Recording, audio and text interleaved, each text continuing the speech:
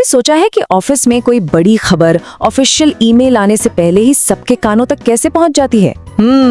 असल में ना हर ऑर्गेनाइजेशन में इंफॉर्मेशन फ्लो होने के दो रास्ते होते हैं।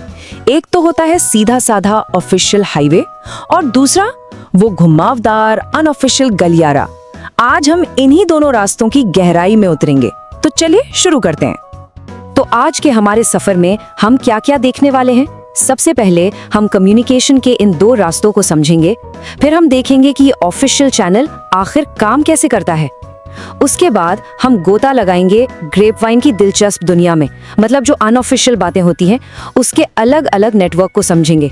और आखिर में हम ये जानने की कोशिश करेंगे कि ये ग्रेपवाइन किसी कंपनी के लिए फायदेमंद है या नुकसानदेह। देखिए, हर ऑर्गेनाइजेशन में ना दो तरह के नेटवर्क एक साथ चल रहे होते हैं, भले ही वो दिखे ना। एक तो है कंपनी का ऑफिशियल ब्लूप्रिंट, मतलब कौन किससे बात करेगा ये सब पहले से तय है। और दूसरा है लोगों का अपना सोशल नेटवर्क, जो दोस्तों और सहकर्मियों के बीच अपने आप बन जाता है।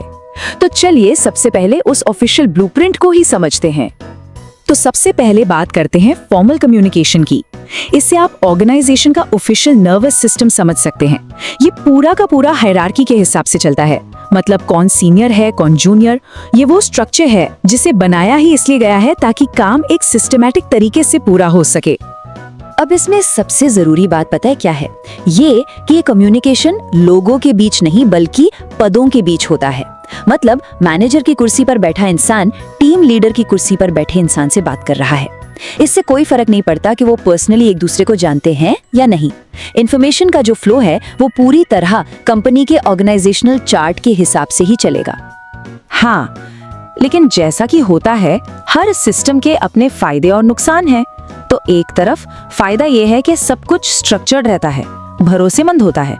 आपको पता है कि इंफॉर्मेशन कहाँ से आई है, तो जिम्मेदारी तय करना भी आसान हो जाता है। लेकिन यही स्ट्रक्चर इसकी सबसे बड़ी कमजोरी भी बन जाता है। ये सिस्टम बहुत स्लो हो सकता है। और सोचिए, जब एक ही मैसेज कई लेवल से गुजरता है तो कई बार उसका असली मतलब ही बदल जाता है ना।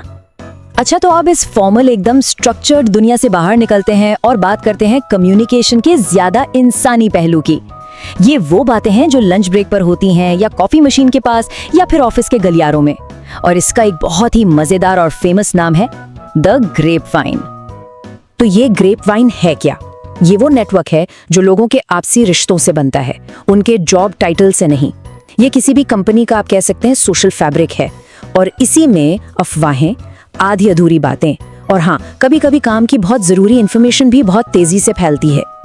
लेकिन सवाल ये है कि ये ग्रेपवाइन आखिर काम कैसे करती है? क्या इसका भी कोई पैटर्न होता है या सब कुछ बस हवा में होता है? हाँ, तो रिसर्चर्स ने 4 मेन पैटर्न पहचाने हैं जिनसे इंफॉर्मेशन इस अनऑफिशियल नेटवर्क में फैलती है। चलिए एक एक करके इन चारों को समझते हैं। सबसे पहला और सबसे सिंपल है सिंगल स्ट्रैंड, या हिंदी में कहें तो एकल लड़। इसमें होता क्या है कि इंफॉर्मेशन एक सीधी लाइन में चलती है। जैसे ए ने बी को कुछ बताया, फिर बी ने सी को बताया, सी ने डी को, और ये चेन बस ऐसे ही आगे बढ़ती रहती है। ये बिल्कुल वैसा ही है जैसे हम बचपन में चाइनीज विस्पर या कानाफूसी वाला गेम खेलते थे। और इसमें भी वही खतरा होता है कि हर स्टेप पर मैसेज थोड़ा थोड़ा बदलता जाता है।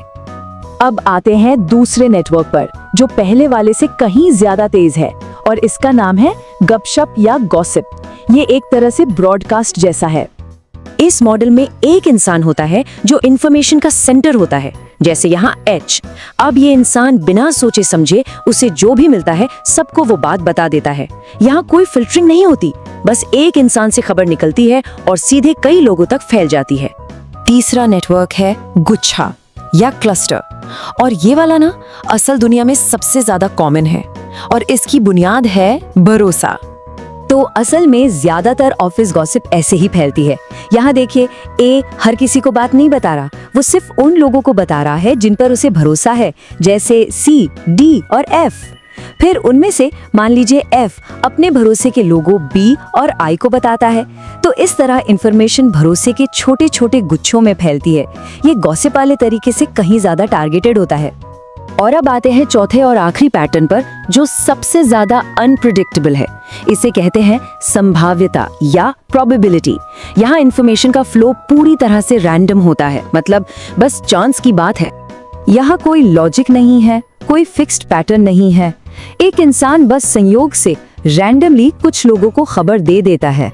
जैसे आप यहाँ देख सकते हैं, ए ने डी और एफ को तो बता दिया, लेकिन बी और सी को नहीं बताया। क्यों? कोई कारण नहीं। ये पूरी तरह से बस मौके की बात है। तो अब हम ये तो समझ गए कि ग्रेपवाइन काम कैसे करती है, पर अब बड़ा सवाल ये है कि क्या ये किसी ऑर्गेनाइजेशन के लिए अच्छी चीज है या बुरी? चलिए इसके फायदे और नुकसान दोनों को देखते हैं। देखिए, ग्रेपवाइन की सबसे बड़ी ताकत है इसकी स्पीड। इन्फॉर्मेशन इसमें बिजली की तेजी से फैलती है और ये उन फॉर्मल रुकावटों को भी पार कर जाती हैं जो चीजों को स्लो कर देती हैं। प्लस ये एम्प्लॉइज को अपनी बात खुलकर रखने का एक प्लेटफॉर्म भी देती है। लेकिन इसका एक डार्क साइड भी है। अक्सर इन्फॉर्मेशन भरोसे लायक नहीं होती, आधी अधूरी होती है। खबर कहाँ से शुरू हुई ये पता लगाना लगभग नामुमकिन होता है और इसे कंट्रोल तो किया ही नहीं जा सकता, जिससे कई बार बहुत कंफ्यूजन और दिक्कतें पैदा हो जाती हैं। तो आखिर में हम क्या कह सकते हैं? सीख ये है कि एक अच्छी हेल्दी ऑर्गेनाइजेशन को दोनों की जरूरत होती है। जो फॉर्मल कम्युनिकेशन है वो एक हाईवे की तरह है, सीधा, सिस्टमैटिक, ऑफिशियल। और जो ग्रेपवाइन है वो एक पगडंडी की तरह है, शॉर्टकट, तेज, ज्यादा फ्लेक्सिबल और लोगों को आपस में जोड़ने वाली। एक स्मार्ट मैनेजर इन दोनों को समझता है और दोनों का सही इस्तेमाल करना जानता है। तो अब एक सवाल आपके लिए, जरा अपने वर्क प्लेस के बारे में सोचिए। वहाँ कौन सा नेटवर्क ज्यादा हावी है, ऑफिशियल हाईवे या अनऑफिशियल पगडंडियां? याद रखिए, एक कामयाब ऑर्गेनाइजेशन हमेशा इन दोनों के बीच एक बैलेंस बनाकर चलती है, क्योंकि असली कम्युनिकेशन तो तभी होता है जब ये दोनों रास्ते साथ मिलकर काम करते हैं। इस चर्चा में शामिल होने के लिए आपका बहुत बहुत धन्यवाद।